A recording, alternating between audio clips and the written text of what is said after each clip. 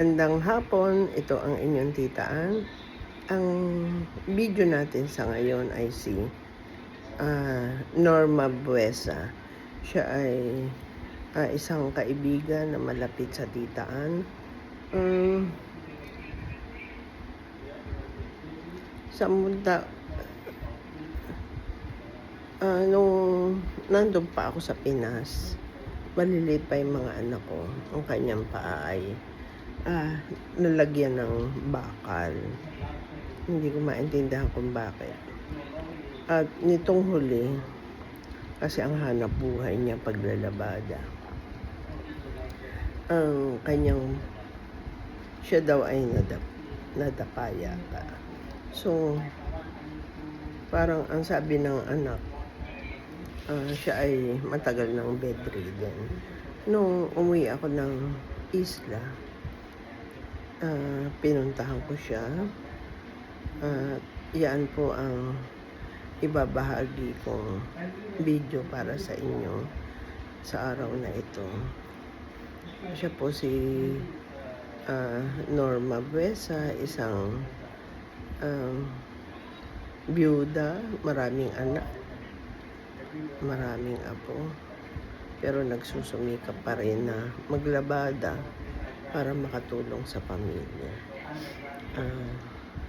Panoorin po natin ang video upang makita nyo ang kanyang itsura. Gabayan po tayo ng Diyos. Maraming salamat sa inyong mga suporta.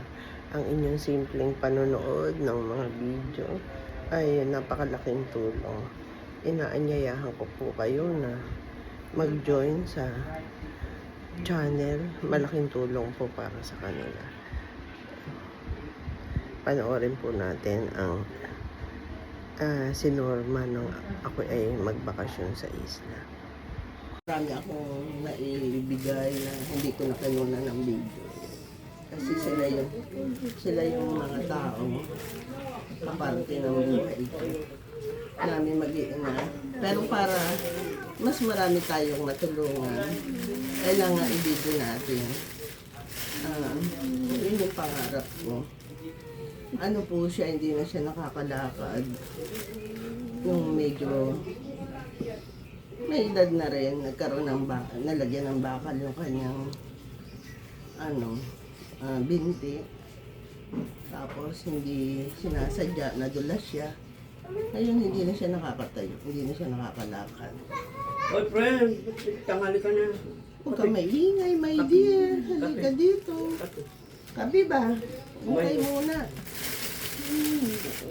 Ikaw ang kahapon, nagbigay ako ng mga bigas. Special ka.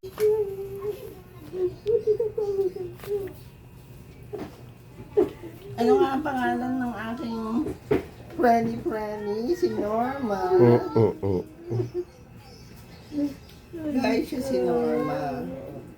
Lahat ng friend ko, Norma eh.